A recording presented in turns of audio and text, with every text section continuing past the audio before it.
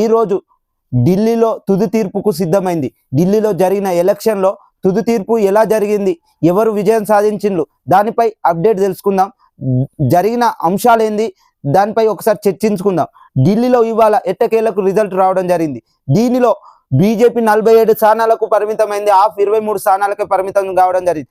70 స్థానాలు ఉన్న ఢిల్లీలో 47 స్థానాలతో విజయకేతం ఎగరేసిన బీజేపీ పార్టీ మరియు ప్రతిపక్ష హోదాకే పరిమితమైన ఆఫ్ 3 టర్మ్స్ సీఎంగా పనిచేసిన కేజ్రీవాల్ గారు కూడా ఓటమి పాలైనారు. అంటే ఇక్కడ వారు చేసిన వ్యూహాలు ఏంది, వారు ఎలక్షన్ల ముందు ఇచ్చిన వ్యూహాల గురించి మరియు వారు ఫలించిన వ్యూహాల గురించి మాట్లాడుకుందాం.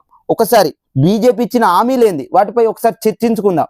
ఇక్కడ బీజేపీ ఇచ్చిన హామీలు ఆప్ సర్కార్పై కోట్ల ప్రజాధనం వృధా చేశారనే ఉద్దేశంతో ప్రజల్లోకి తీసుకెళ్లడం జరిగింది. ఇక్కడ బీజేపీ ఏంటంటే కోట్ల ప్రజాధనం వృధా చేసింది ఆప్ పార్టీ అని ప్రజల్లోకి తీసుకుపోవడంలో సక్సెస్ కావడం జరిగింది.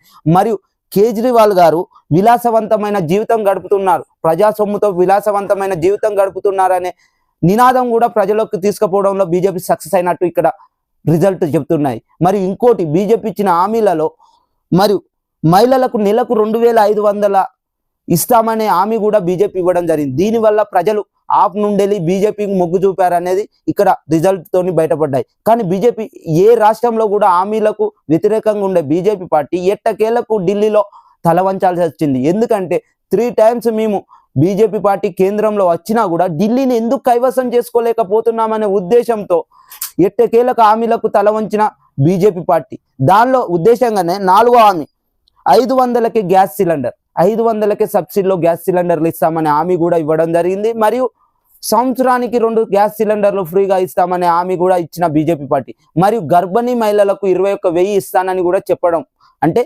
ఎట్టకేలకు హామీల వర్షం కురిపించడం జరిగింది. ఆప్ ఇచ్చిన హామీల కంటే పెద్ద మొత్తంలో బీజేపీ పార్టీ హామీలు ఇచ్చి ప్రజలు నమ్మేలా చేసి ఎట్టకేలకు విజయం సాధించడం జరిగింది.